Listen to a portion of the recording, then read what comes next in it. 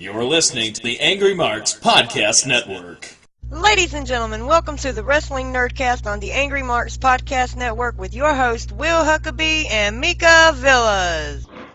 And welcome, ladies and gentlemen, once again, it's that time of the week. It's time for the Wrestling Nerdcast. So many things have happened this past week. Oh my goodness. Life and love and wrestling. So much wrestling has happened this week. And there was like this really crazy Facebook Live video that you probably should have watched because it was pretty epic. Anyway, as usual, this is a listener crowdsourced funded podcast, whatever you want to say. Be sure to check out our Patreon at patreon.com/The Wrestling Nerdcast. As usual, this podcast is brought to you by the Angry Marks Podcast Network. Huge shout out to our sponsors, Indie Customs, Pro Wrestling World, what's that other one, CW? Behavior Driven, all of our friends. Say what's up to them on social media. Do the damn thing. Anyway, I'm your host, the AIWF World Heavyweight Champion, the World Wrestling Grand Prix Champion, the National Syndicate Pro Wrestling Heavyweight Champion, the Disrespectful Intellectual, the Southern German, a national icon, a reality TV star, the Disrespectful Intellectual, the Incredible Huck, Will Huckaby. Just had a crazy, crazy weekend. And as usual, I'm joined by my co-host, who luckily survived a wrestling road trip with me this week. She is the lover of waffles, the voice of the speech impediment, the Adonis of affection, Miss Hashtag, what that mouth do? Somebody please buy her a taco and or a chicken wing. You know what I'm saying? Just to show you that I'm right. She is Chicago Win, one half of the world's cutest commentary team and the voice of Atlanta Wrestling Entertainment and Lucha Atlanta. The one, the only, Mika Villas. What's up, Mika? You survived. I barely survived being in the car with you for however many hours we were together. I bless the people who do that with you on a regular basis because they are effing saints, let me tell you. I was ready to kill you after the first 10 minutes. It was only 5 hours, and it wasn't just that. And I would admit, I was a little grumpy. Saturday, ladies and gentlemen, me and Mika decided to road trip together to Fest Wrestling in Gainesville, Florida. I will admit that I was kind of grumpy. Drove through the night to make it to Mika's house. Got maybe 3 hours of sleep in 2 days. So I was pretty grumpy, pretty moody and stuff, and I was hungry. Because I'm a fat kid, so I was hungry. But Mika decided to go Facebook Live during the trip, and there was some, as the saying goes, hilarity ensued. Oh, is that what we want to call the roasting of Mika? Hilarity? It was not funny. It was just me. We did have fun, though, on the trip. If I'd have known you were hungry, I'd have tossed, raw meat at you, whatever you animals eat. I'm a pescatarian, so therefore I only fish. Definitely I would have thrown raw meat at you just because then.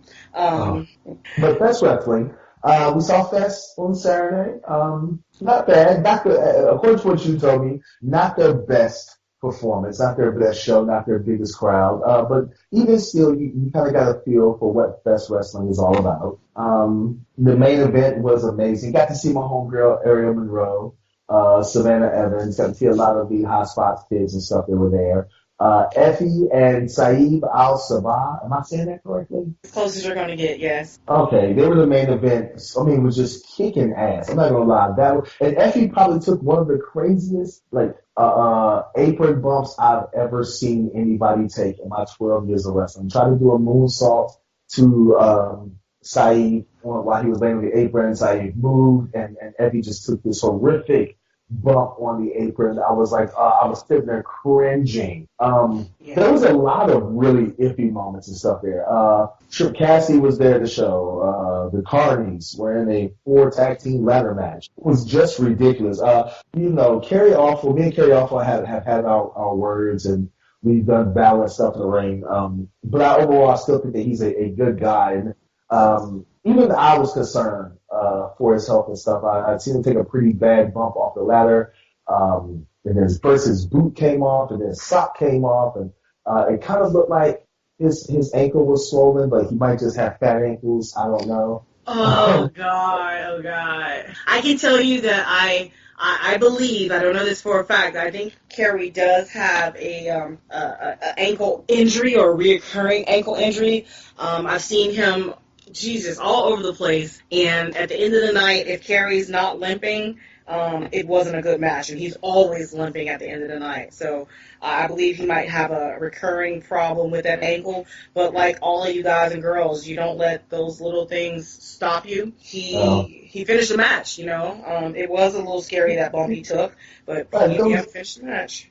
There was a couple of teams, Tech, and then I know them as a syndicate, but I guess their tag name at Fest is Grit, GRIT, which stands for Gods Remembered in Time. Not no S on the end, not grits, you know. Yeah, not grits. Girls Raised in the South, which was my first. When they put that on the screen, I was like, grits, Girls Raised in the South. Like, okay, whatever. Wait, is that a thing? That's an acronym. Yes, Girls Raised in the South. I never heard that. I'm from the North. Okay. You're not from the South. You're from the Midwest. But, I also know that Fest is very open to people of different lifestyles. I'm going to try to be as politically correct when I say that. They're very open to people with different lifestyles. So as much as I was wondering about the tag team name, I was like, okay, well, it's Fest, and they have different people here from different lifestyles. The crowd was a huge reflection of it. They had people from all kinds of from all walks of life, all colors, races, religions, sexual orientation. They were all represented very well. As usual, though, wrestling fans can be kind of kooky, creepy. What's the word I'm looking for? Spooky, weird, different. Different. That's the word. There were a couple of different people in the crowd that had me kind of looking at them sideways. One chick actually took her shirt off in front of me and changed shirts before the main event. She had on a gymnastics shirt, and then all of a sudden the main event came, and she was wearing one of Saeed's shirts. And it was just like she didn't try to hide it nothing. It's just like, boom, shirt off. This is me in my bra. And then putting on another shirt. And it's like, okay, well, it's wrestling, I guess. I'm usually half naked anyway, so I can't judge anybody. I mean, yes, I'm not judging her because I've done the same thing. I've been at WWE front row where I've changed clothes, changed shirts several times to support whoever my favorite wrestler was at the time. So, who am I at an indie show to say anything about anybody changing clothes in front of us there? That was something I would have done, and kudos to her for showing her support to both gymnastics and Saeed. Yes, and then Sunday you went to PWX, and we will get to that because I had a lot of questions. I didn't make it to the PWX show on Sunday, but we will get into that after we talk to tonight's guest. I think everybody's going to enjoy it. I'm going to enjoy it. We really want to get this person on the show for a while, so we'll be right back, ladies and gents. Do you like what you hear? Do you like hearing me and Mika go back and forth between ourselves and talking to some amazing guests from around the world of pro wrestling? Well, then be sure to check out our Patreon at patreon.com/The Wrestling Nerdcast. Donate everything from $7 and up, and as your donations go up, so do the prize packages. Everything from a follow on social media to join our exclusive Wrestling Nerdcast Facebook group to being able to book your own podcast with a guest of your choice within reason, people. Because trust and believe, we're not getting Stone Cold or AJ Styles on this podcast. But once again, if you like us, please support us and spread the word. Thank you. Talk to you later. And we're back. Ladies and gentlemen, like I was saying, I'm so excited for tonight's guest. I've been wanting to get her as a guest on the show for a while. I've seen this young lady grow so much in the last year or two. She's from out of, Florida. I don't know what city. We'll ask her. But out of Florida, I'm assuming Orlando because that's a hot spot in Florida. She is the Midnight Mermaid. She is she's actually the current Ignite Pro Wrestling Women's Champion. You have seen her at CBF Mid-Atlantic, Shimmer, Nova in Virginia, of course, Atlanta Wrestling Entertainment, IWA Mid-South. If there's a promotion going on right now, this young lady is on the card. She just kicked ass, and I mean that literally, because when AWE was at the Gaming Expo, she literally tried to kick my ass and did a halfway decent job. Ladies and gentlemen, tonight's guest, the one, the only, like I said, the Midnight Mermaid, Aspyn Rose. What's up, girl? How you doing tonight? I'm good. How are you? I'm doing great. Anyway, let's go ahead and cut down the business. How long have you been in the business? And who originally trained you? I started training back in early 2014 under Jay Lethal down in Clearwater, Florida. And then I had my first official match in January of 2015. So you've been wrestling right around 3 years now. You've done, Yeah. you've been doing a whole lot in 3 years. I know, it's crazy. Like, I don't get it sometimes, especially the last, 6 months or so. 2018 has been really good to me so far. Yes, it has. Like I said, I've seen you all over the place. Every time I see a card and there's female talent, there's a good possibility that you're on the show. How did you originally come up with the gimmick of being the Midnight Mermaid? Well, when I first started training, Jay was always trying to, ingrain in us to have, a character or something to at least set us apart from everybody else. And I don't know what it was about mermaids I was just drawn to it. And there wasn't anyone at the time that was doing it whatsoever. So even though it was my first match, I at least wanted to make it clear that I was a mermaid. So then even if you only saw me for a minute or two, they at least know, oh, who was that mermaid girl? So no matter what, you were for me. And since my match, I've had some sort of mermaid thing going on. It's something that's stuck the whole time. Well, I know, I've been at shows, especially down at Atlanta Wrestling Entertainment, and contrary to what people believe, there are always a couple of kids in the crowd. And whenever you're in the ring, whenever you're performing and stuff, if I'm walking around the crowd, which I usually do, I always hear some little kid tell something, hey, mommy, or hey, daddy, hey, she's a mermaid. And it amazes me that kids catch on to it so fast. As a professional, honestly, there's a lot of kids that are drawn to me. Even if I'm being really terrible to somebody, there's always at least a handful of little kids that love me no matter what. So, it's little kids, and it's hard for me to be mean to them. So I'll be completely terrible to everybody else, but then you might see me go hugging and high-five little kids if they're cheering for me. Because even though I'm a bad guy most of the time, I can't just ignore them. If they're still going to cheer for me when I'm being bad, then I might as well acknowledge. Oh, well, yes. Well, speaking of somebody that we have to acknowledge, unfortunately, I'm going to pass it over to my co-host, Mika Villas. You know her, obviously. She's a commentator at Atlanta Wrestling Entertainment. I am so sorry for Huck. He has no home training. How are you doing tonight? I'm doing good. How are you? I'm awesome sauce. I love just everything about you, the whole mermaid aesthetic, but you're more than just a mermaid. You're extremely colorful. I know you've gone through a couple of, we'll talk hair color changes, but your makeup is fantastic.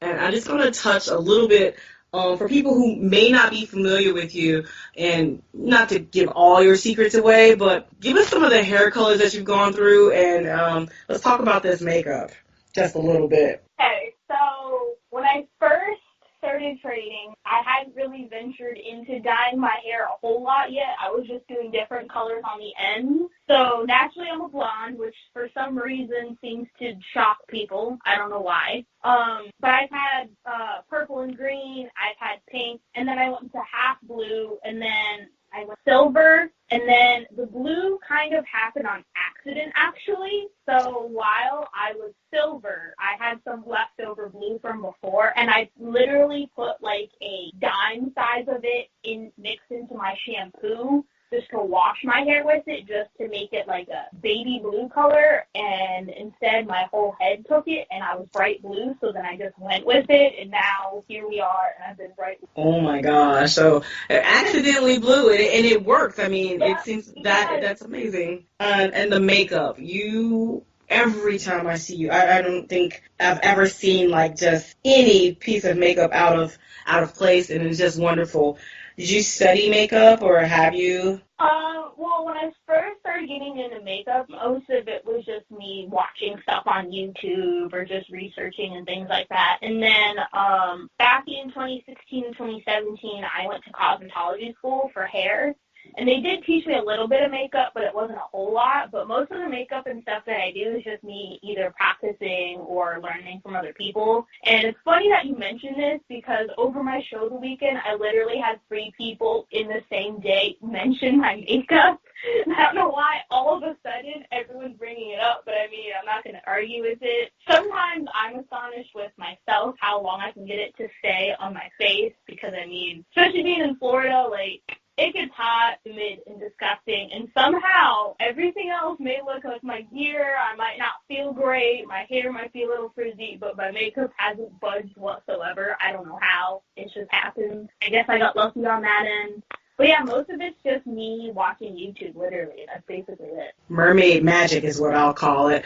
And speaking of magic, as Will said, you're all over the place, especially this year. You've been making some magic in the ring there. So far to date, who has been your favorite opponent? So far, Beating up Will Huckaby. Beating up Will Huckaby was my best time ever. You do that all the time, every time. There does not even need to be a ring present. Just smack him around a little bit. I'd have to say my favorite opponent has probably been, like, one-on-one matches. I wrestled Faye Jackson a couple weeks ago at CWS in North Carolina, and I think that's the most fun I've had with a match. And then otherwise, it would either have to be the first scramble match that we did at Punk Pro last year. That involved Saeed Al-Sabah, Slade Porter, Hunter Law, Malachi Matthews, and Matt Kenway, and that one was a lot of fun. Oh, wow.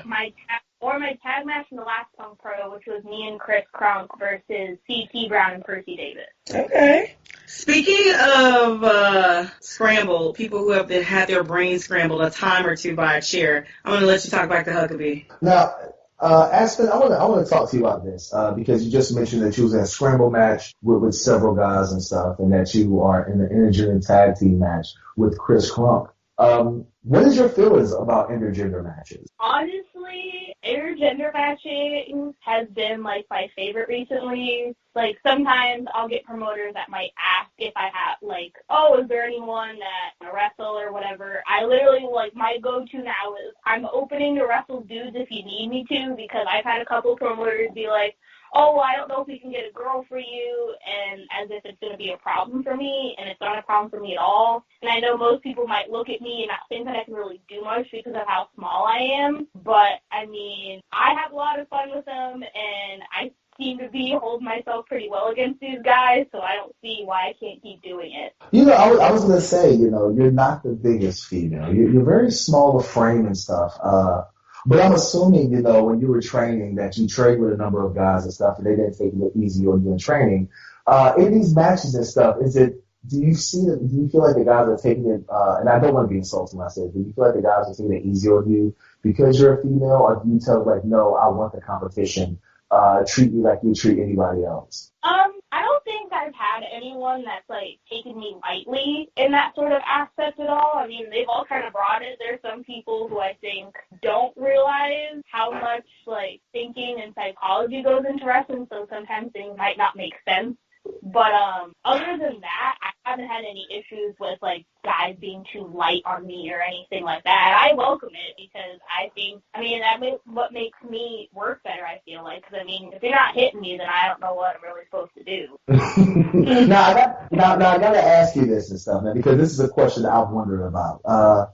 Because you're from Florida, and there's a lot of really good younger talent coming out of Florida. You, Slade Porter, Aria Blake, and stuff.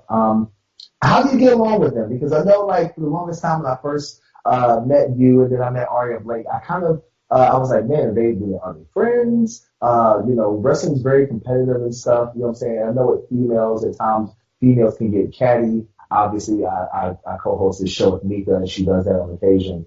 But are you and Aria Blake, are y'all friends, or are y'all more like Brandy and Monica? And if so, who's Brandy and who's Monica? I'm dating myself.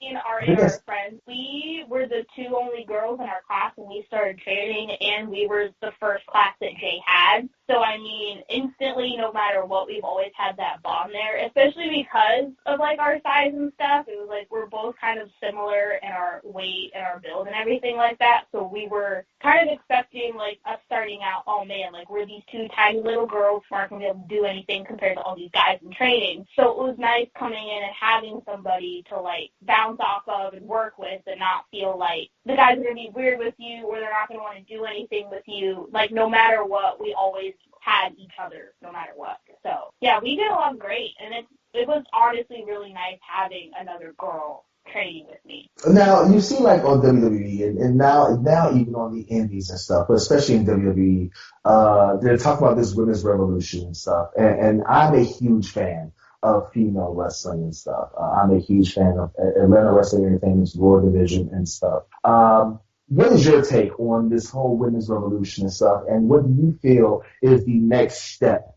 in the women's revolution? Because we see that WWE is actually putting on an all-female pay-per-view. So what do you think is the next step in the women's revolution? I mean, slowly, I think we've been getting there. Like, obviously, there's the few, like, main promotions that do just women's wrestling, like Shine and Shimmer and different things like that. But I think for the regular promotions, I've been seeing a lot more that are starting to at least include women's match or including a handful, and I think Nova is one of those really great places that, like, especially on their next card, like, granted I'm not on the next show, but I think they have like 4 or 5 women's matches on that card alone, and Nova's the one place where it's like you might see the women wrestling the women, you might see the women wrestling the guys, but they keep the matchups equal no matter what. So if there is 5 or 6 guys matches, probably 5 or 6 women's matches. And I think that's like the next step that we're going to, is it's not just, oh, here's 7 or 8 guys matches and maybe we'll have a match. I think more promotions to see that women can go just as much as the guys can, if not sometimes more, so they can feel more equally represented on the shows going forward. Oh, definitely, without a doubt.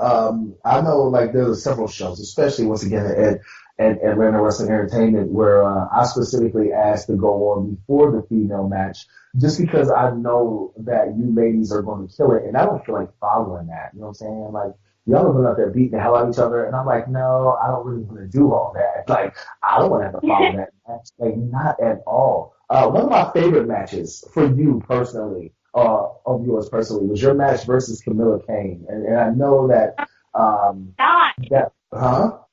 died in that match. Why is that one your favorite?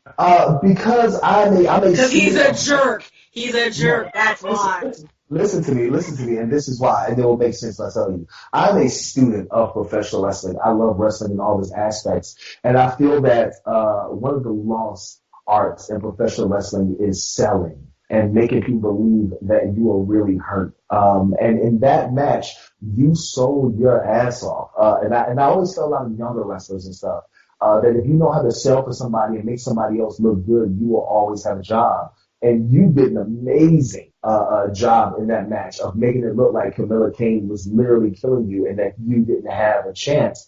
To the point that even though you were technically the heel in the match, I found myself rooting. Hello? Well, like, I totally get that. Like, I've been told that a lot before, that, like, I don't know if it's something I just picked up in training or what, but I feel like, especially, like, when I look through photos from my shows, the faces I make, I don't even understand how they happen. But I like to tell people a lot of times that I'm just really good at dying. So, I mean, if you just need someone to get up at it, so.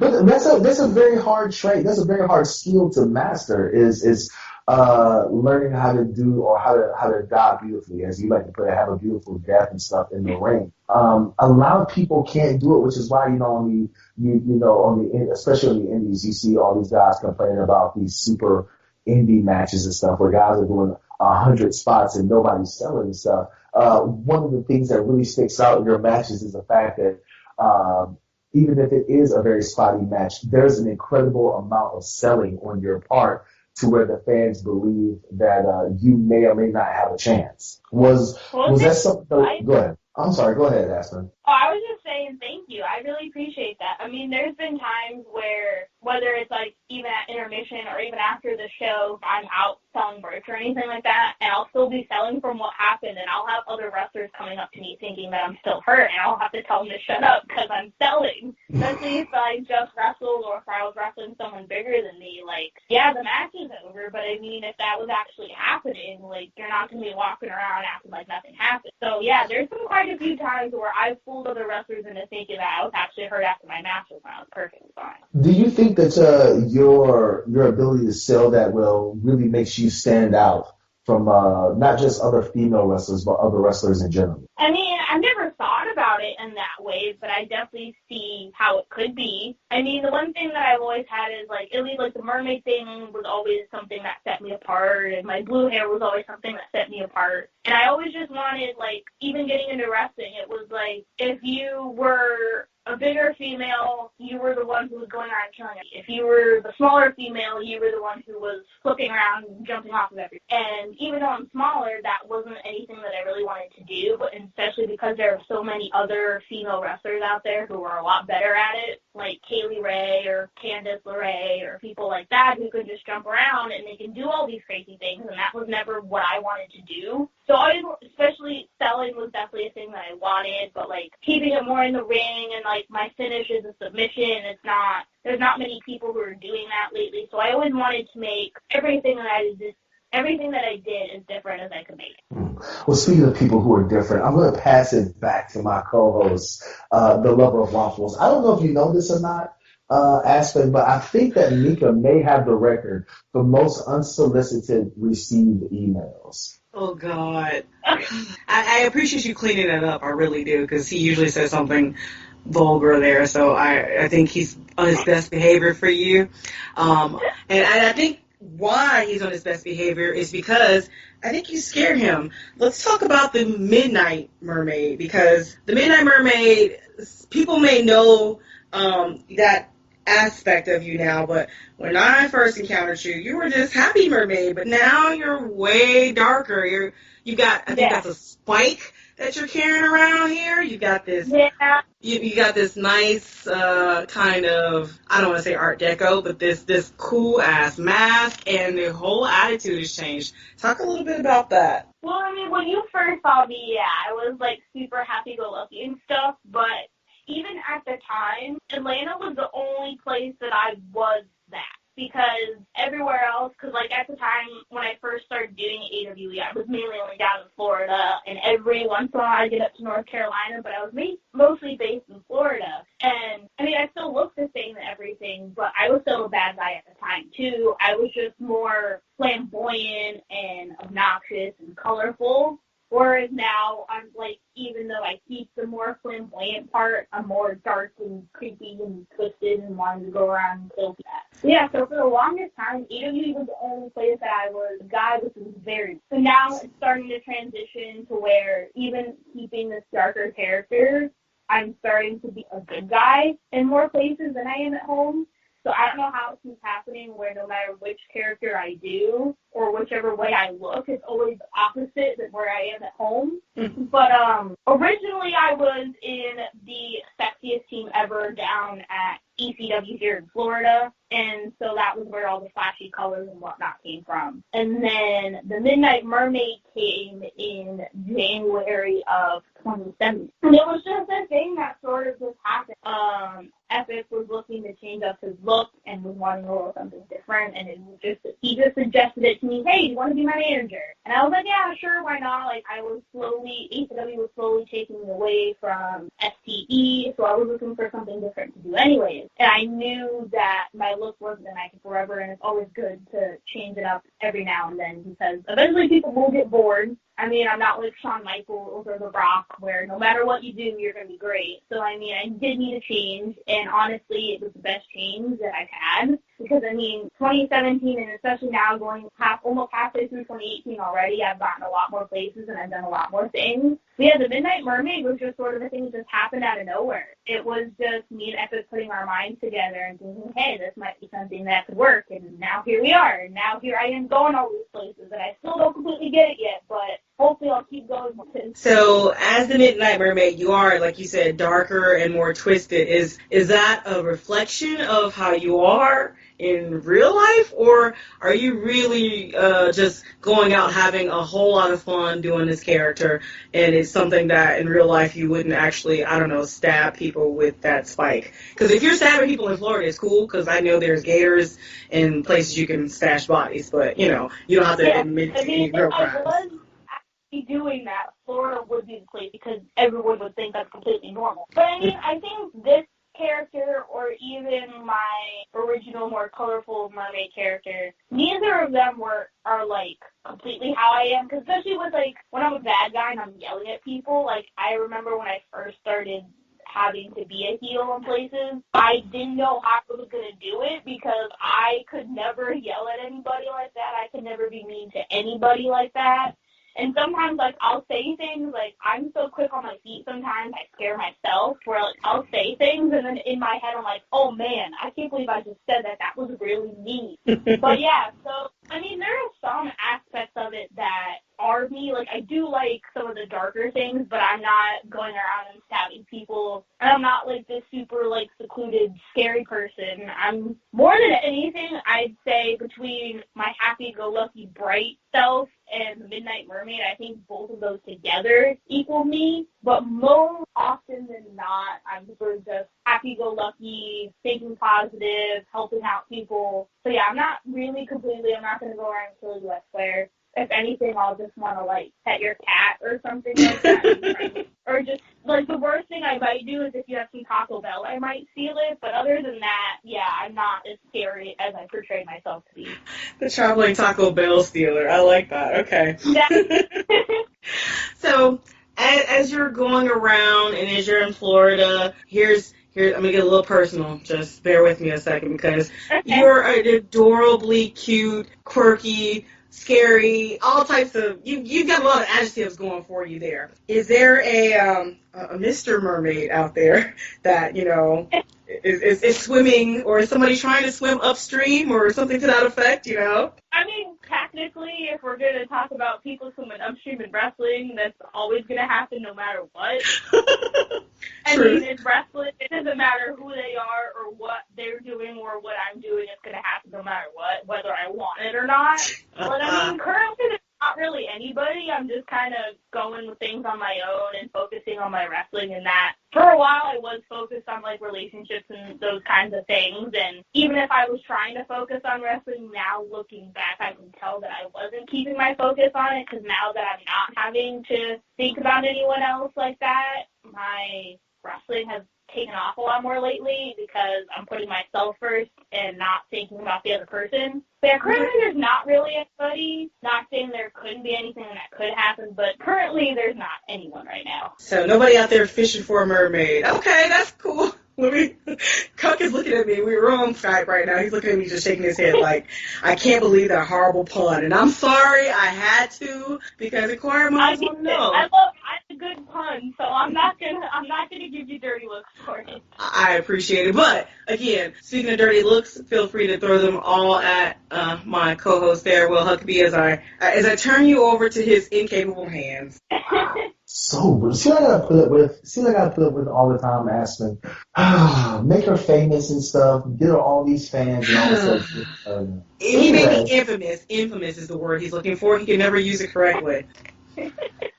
Since we're on the topic of relationships and, you know, Mr. Mermaids and who, if there is a Mr. Mermaid stuff, I know that, like, on social media and stuff, female wrestlers are quick to call out, you know, the creepy, perverted, inappropriate fans and stuff, to the point where Jordan Grace has said that she's going to release a book with all these DMs and stuff. What are some, you don't have to give us any names, but what are some of the craziest messages that you've gotten in your inbox? Craziest messages? I mean, I think besides, like, the normal, like, even, so, like, at first, when it happened, it was crazy, but then now that I've been in wrestling for a few years, it's not crazy to me anymore. But I remember, while I was still training, I hadn't even had my first match yet. I had already got an email for people asking to buy my worn gear and fishnets and socks, and I was just like, that was the first time I had ever heard of anything like that in my life. I grew up in a little town in Florida, and I went to a Christian school for my entire life. So going from that to wrestling was definitely a big culture shock. So especially when that happened, because I hadn't even had my first match yet, it was definitely weird to me. But now those messages pop up every now and then, so I'm not really bothered by them anymore. I've had somebody ask me for, like, my worn socks and stuff, and that just kind of creeped me out. where it's like, why would you want my sweaty socks? Like, yeah. But I mean, other than that, like, I haven't gotten anything too crazy yet. Like, I'll get some of these weird ones where, like, I can't really tell what they're trying to say because I don't know if their English isn't very good or what. Like, I had one yesterday, and it's some guy claiming to be from South Africa that's helping out a promotion and was like, oh, do you need a valet or a manager? Do you need help in your career? And I was like, I think I'm good where I'm at with that. I got that guy. I swear he messaged me. I'm sorry, that same guy messaged me. I was like, I don't wrestle. He was like, oh, well, if you want to start wrestling, like, delete. Yeah, but more often than not, it's just like other wrestlers trying to hit on me and failing miserably at it. So are wrestlers just not, because I've heard that story so many times from other female wrestlers in private conversations and from Mika and stuff. Are wrestlers just bad at trying to shoot their shot with females? Most of the time, yeah. Like how bad is bad? Like are they still the dorky kids in high school? Yeah, I mean, I wouldn't say it's necessarily that they're dorky. It's just most of the time you can tell why they're messaging you, but they're trying to act like that's not why they're messaging you. There was one person I've had, and obviously I'm not naming names. There was one person I had who slid in my DMs out of nowhere, immediately asking for my Snapchat. And I was like, I know of you, but I've never met you, nor do I know anything about you. I'm not to give it to you. And he was like, oh, well, we can be friends and blah, blah, blah, blah, blah. And I was like, no, like, if you wanted to be my friend, you would just start conversation like a normal person. You wouldn't just be asking for my Snapchat immediately. So I completely called on it, and also this girl, and I think still does. And I called him out for it instead of him trying to, like, he went the drastic route and literally deleted all of his responses in our DM. So if I just go to the message, the only answers that are there are mine. So it just looks like I'm a crazy person talking to myself. So it's like, he found that I knew what he was trying to do and it didn't work out, so he deleted all of his responses to me, so you can't see what's there. See, so now I'm worried because I sent you a message to be on the show and stuff. Like when you first saw that, before you read my message and you just saw it was me, was you worried it was going to be one of those messages? No, not at all. Like because she's just sitting there looking at her phone like, oh God, Huckaby is messaging me now. Like, oh my God, what is about to happen in my life? Like, it's over. Okay, so I've got to ask this because I would be doing my due diligence as a wrestling journalist and a podcaster if I didn't ask you this. And you can back out the question if you want to. But I'm going to ask you about the current situation with Jay Lethal and him being accused of being inappropriate and stuff and using his position at ROH.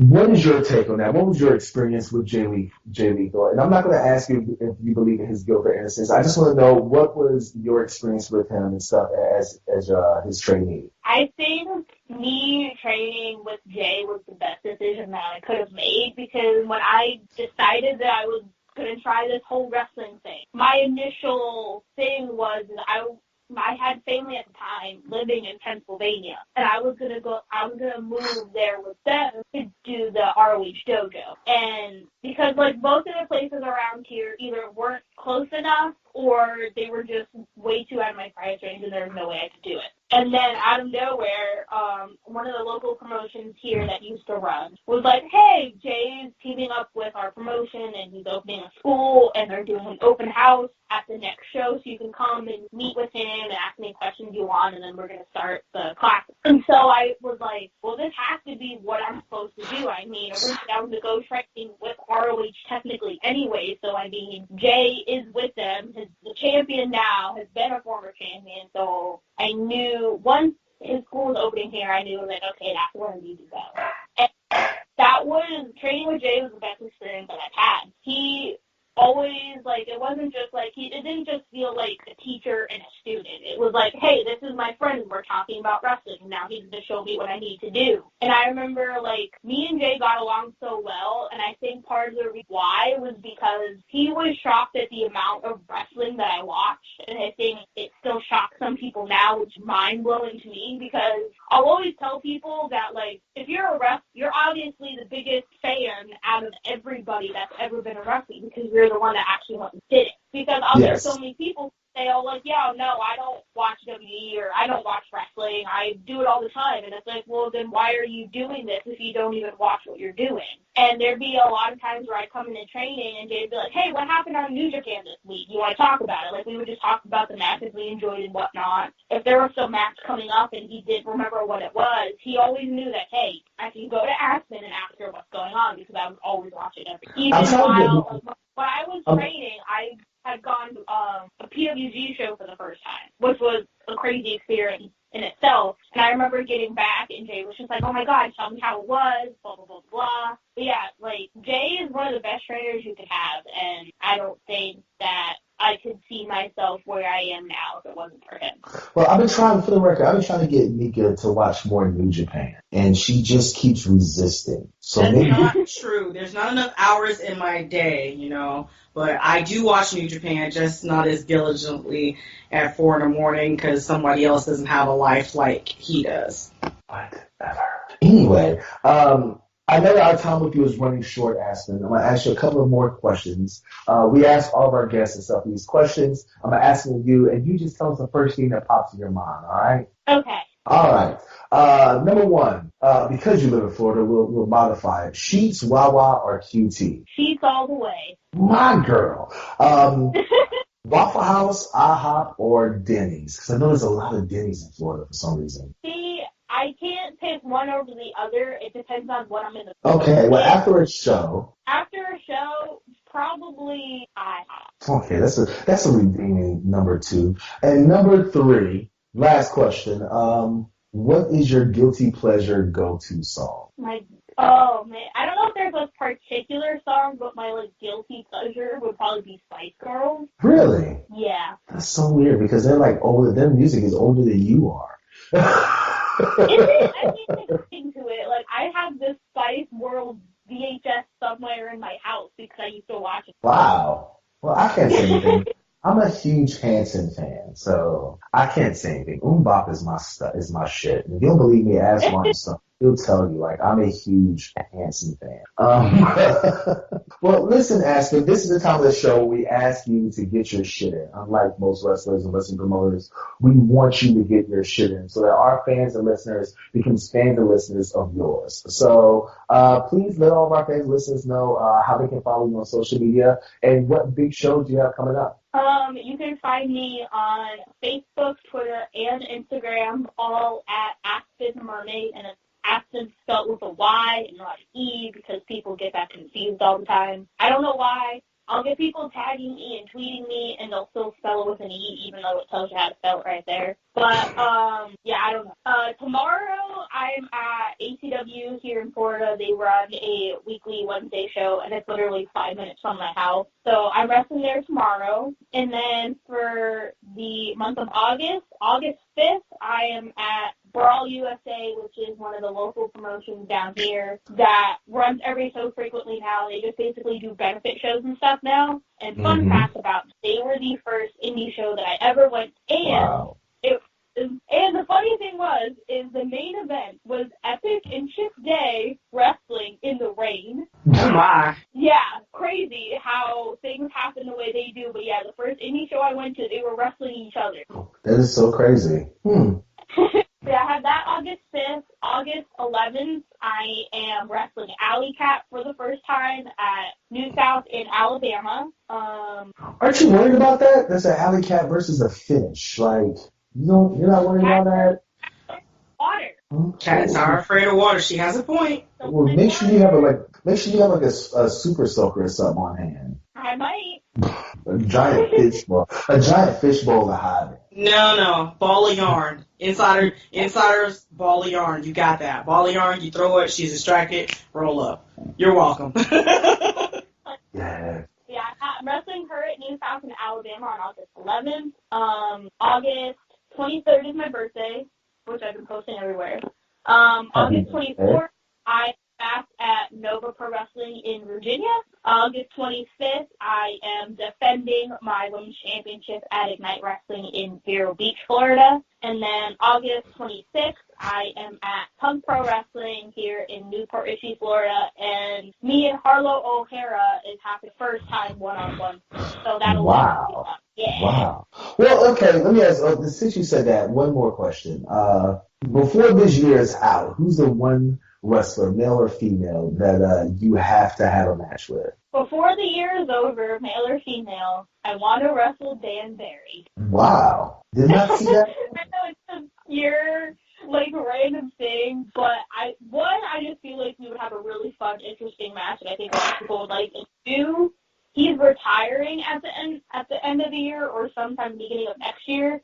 So I've even told him, and he's all down for it, so we literally just need somebody to book it. But, I really want to wrestle Dan before he retires. There you go. Well, Aspyn, thank you for being a guest on the show, homie. Well, thank you for having me on. It was a good time. No problem.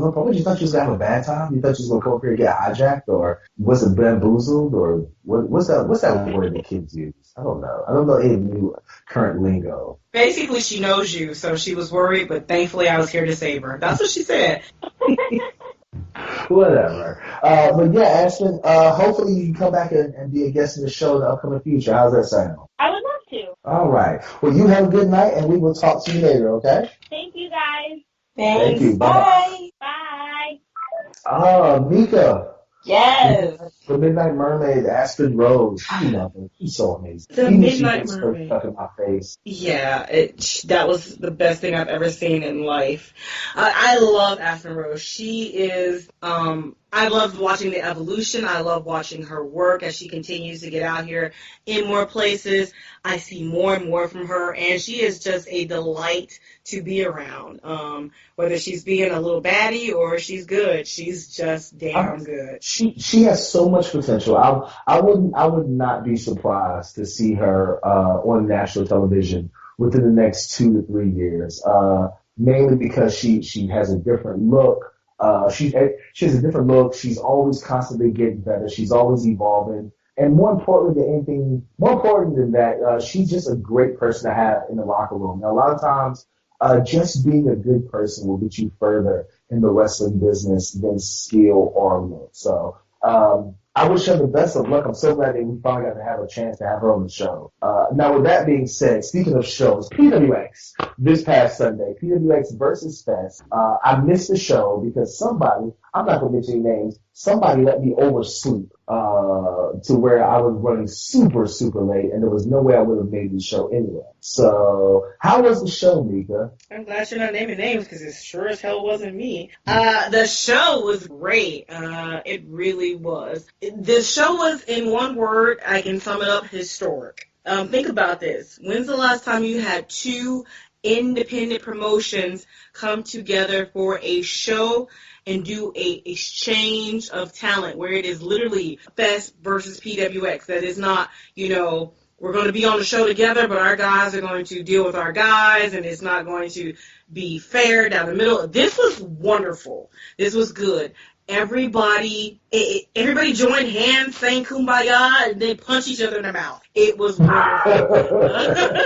Best match of the night. Was it Eric Monroe versus Elijah, as I predicted? Was that the best match of the night, or did somebody beat them out? Somebody beat them out. Every match was good. There was no, I can't pick one, but let me tell you about Elijah. Elijah is that undiscovered talent, that goal. He has everything that you want to see in a wrestler. And let me tell you what this boy did. He came to the ring with his manager, Tommy Thomas, and he told Ariel she shouldn't be in the ring. She should be making him a sandwich. Proceeded to pull out bread and lunch meat and cheese and throw it at her. Yeah. Needless to say, she slapped the taste out that boy's mouth. Yeah, it was great. It was wonderful. Everybody brought their A game. You went to Fest with me in Florida. You saw what happened with the Fest Heavyweight Championship Effie got his belt stolen from Jason Cade by Jason Cade. Yes. Jason Cade showed up at PWX and used the belt as collateral to get in the main event. So instead of it being a one-on-one between Effie as the Fest Heavyweight Champion against Ethan Case, the PWX Heavyweight Champion, Jason Cade leveraged his way into the match and said if he won, he wants a one-on-one with Ethan Case. So he got into the match, but he got his ass kicked. Effie and Ethan Case literally put this boy in a trash can and beat him. It was amazing. It was great. Again, such a good time. That's good to hear that, like, because a lot of times in today's day and age, with all the egos in professional wrestling, it's very hard. And of course, with every promoter thinking that they're the next Vince McMahon, it's very hard to find two promoters who can find common ground and say, hey, look, we're going to put my guys versus my best guys versus your best guys, my champion versus your champion, and we'll just give the fans a good match that they probably wouldn't see elsewhere. Because how many other places would you see Effie versus Ethan Case? You know what I'm saying? Nowhere else. With their titles, not on the line, mind you. Actually, were the titles on the line? I think both titles were on the line at first. Like, if you'd have won, you'd have become the champion of all the world or whatever. But all the world. But the fact of the matter is that, like you said, no egos. Everybody got in there and they did their thing. And the crowd for the main event was literally, this was Ethan Case's house, Hebron Hall, but the crowd was divided. There was half cheers for Effie, half cheers for Ethan. You don't get any better than that at a show where you would figure that one champion or one person would be more over than the other. Everybody did such a wonderful job. I'm kudos to everybody involved in PWX and Fest. Poor Brian Kanabrowski got hit with a chair. What? He got hit in a chair with a chair in the nether regions by Serpentico. Ooh, I'd seen that coming. Yeah, well, Brian didn't. Kudos to him for walking around with ice on his area that was injured after the show. So, standing room only. They had a few seats there for people who needed them, and everybody else got to stand up. It was hot in there, but it was hot. I heard it was like 90 degrees. I heard it was like 90 degrees inside the building. Yeah, it was. Did the AC break or something, or they just don't have? I think on top of just might have been breaking fire code in there with the amount of people, as well as just the atmosphere was electric, where the heat couldn't help but rise. It was a hot day in North Carolina as well, so yes, very, very hard to keep cool, but they did the best. And everybody talked about the heat, but nobody was distracted. Nobody left. Everybody was complaining. Nobody left. I'll give a little. I think two people left in the beginning of the show before the wrestlers got in the ring. I think the language was not what they expected. Perhaps they didn't read the fine print where this is an adult show and what have you. These were older gentlemen that I saw that did not look kind of happy with the words as they flowed, and I didn't see them again at all. So I think. Oh well, no refunds. Right. Anyway, with that being said, Mika, what you got going on this week? Oh my gosh, Thursday, I will be in attendance at WWA4 Training School here in Atlanta. They do a free show.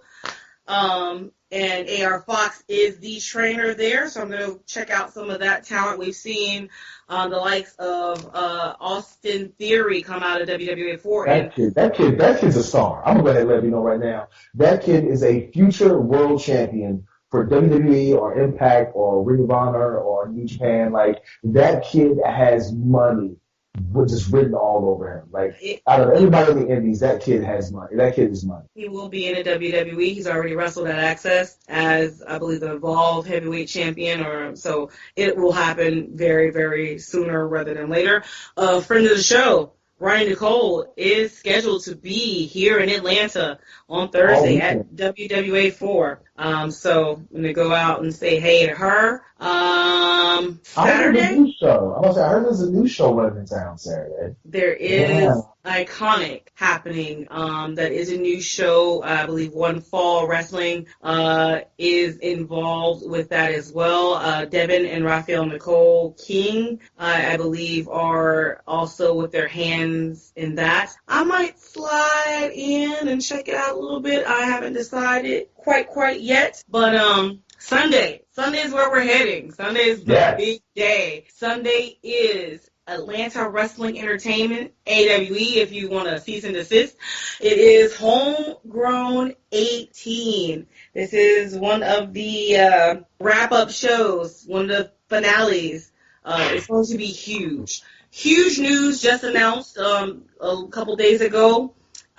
We're going to have Mae Young Classic competitor Zeta will be at Homegrown 18. You add to that the main event of Chip Day and Eddie Kingston challenging Joe Black for the GWC title. Tons of stars will be popping up. Not just as people get punched in the face, but you never know who is going to slide into an Atlanta Wrestling Entertainment show. So Yes. They've had WWE stars in the building. Always. We have WWE stars, Impact stars have been in the building. If you come to our shows and you look around in the crowd, watching wrestling with you will be a wrestler that you've seen on your television screen. Exactly. That's what kind of atmosphere we have. I will be back with my better half of the Wrestling Series commentary team. Danny Danger will be back in the building. Special assignment is now it's over, and he'll be back. So we'll be able to call the action once again as a duo. If you've watched any of my lives, you want to definitely check out the one I did with Blacklist Uno. Oh, it was memorable, and I apologize if. Those are a lot of Himalayan water blessed by Tibetan monks in that broadcast. That was straight up Hennessy, so I'm going to cut off the Hennessy and do my job this Sunday. Looking forward to it. Well, this week I'm so busy. Wednesday, I'm doing a charity benefit show in Princeton, West Virginia for their 4-H camp. They usually do a yearly camp for adults and children with special needs, and then on the last day of the camp, they have a wrestling show sponsored by World Fighting Showcase. I did the show last week for the first half of the camp where they had the WFS TV title, their inauguration TV title tournament. Ended up in a double DQ, wrestling Baguette Bundles, who was also on that road trip with us to Fest. But me and him ended up fighting to a double DQ. But this week, I have no idea who we're facing. There might be a rematch between me and Baguette. Then Thursday, USA Championship Wrestling in Bluefield, West Virginia. Be sure to check it out on my Facebook. They do a live Facebook broadcast every Thursday starting at 8. The best thing about this show, Mika, is that besides the fact that it has that old 80s studio taping film, the entire show is like an hour long, but you get anywhere from 4 to 5 really good matches within an hour and stuff. There's not a lot of filler. It's very on time and stuff. Friday, Greensboro, North Carolina for Firestar Pro Wrestling. I will be in the building there, probably taking on, I think, the Gate City Guardians TNT in a rematch for the Firestar Championship. The Firestar Zone 1 Platinum Championship. Saturday, making that long drive, we get put in the windshield time, heading to Buffalo, New York, Buffalo Championship Wrestling. Myself and Baguette Bundles will be facing former WWE and WC star Buff Bagwell and former WCW star Johnny Swinger in a tag team match for the main event. Like I said, that'll be happening in Buffalo, New York. And then after that, jumping in the car and driving 13 hours to Atlanta for Atlanta Wrestling Entertainment. Get ready to, if you think that the last show, Mika, that Hurricane Corona was something amazing, just wait until you see what I have planned for this coming Sunday. I've dropped like 45 pounds this year, and I'm feeling really, really good. A lot of energy and stuff. So you may see something that you've never seen from the Incredible Hulk before in an AWE ring. Oh my gosh. Maybe I won't cut off the Hennessy. Maybe I should just keep it on standby for whatever the hell you do in the ring. Whatever. Anyway, With that being said, be sure to check us out on our social media. Mika, what's your social media again? I am on everything at Mika Villas. That's Mika like victory, ILLAS. The snaps, the Facebooks, the Twitter, and the Instagrams. Come holler at your girl. Send her those unsolicited, ladies and gentlemen. As usual, check me out on Facebook, Will Huckaby, Twitter, Instagram, Will Huckaby, Twitter, WA Huckaby. And be sure to give this show a like and follow on Twitter at WNerdPod or send us a friend request on Facebook at Wrestling Nerdcast. Be sure to, if you like this interview and everything we have coming up, because we have people such as AJ Gray and Faye Jackson, etc., all lined up within the upcoming weeks and stuff to be guests on the show. If you like what you heard and you want to keep doing it, remember that, without your support, we couldn't do this. So go to our Patreon. Patreon.com/The Wrestling Nerdcast. As usual, huge shout out to our network, the Angry Marks Podcast Network. Thank you to our sponsors, Indie Customs on Facebook, at Indie Customs on Twitter, our friends over there at Pro Wrestling World for all of our wrestling news and gossip about who's doing what, when, where, and why. And everybody over there at Behavior Driven for making sure that, not only that, my stuff gets saved, because if you have some stuff that needs to be saved, wrestling matches, whatever, and you don't have enough storage on your phone or your computer or your hard drive, whatever, talk to our friends at Behavior Driven. They have a crazy amount of storage space. I've used them. I've been using them for several months, if not over a year. And their prices are really, really freaking good. Anyway, on behalf of our producer, C.W. Smith, on behalf of my co-host, one half of the world's cutest commentary team, the lover of waffles, the voice of the speech impediment, the Adonis of affection, Miss Hashtag What That Mouth Do, and the receiver of all things unsolicited, Mika Villas. I am your AIWF World Heavyweight Champion, your World Wrestling Grand Prix Champion, the National Syndicate Pro Wrestling Heavyweight Champion, the Disrespectful Intellectual, the Southern Gentleman, a national icon, and a reality TV star, the Morning Star, the incredible Will Huckaby, saying peace out, support indie wrestling, and bring your ass to Atlanta Wrestling Entertainment so we can send Josh Wheeler off with the greatest send-off of all time. Bye. You're listening to the Angry Marks Podcast Network.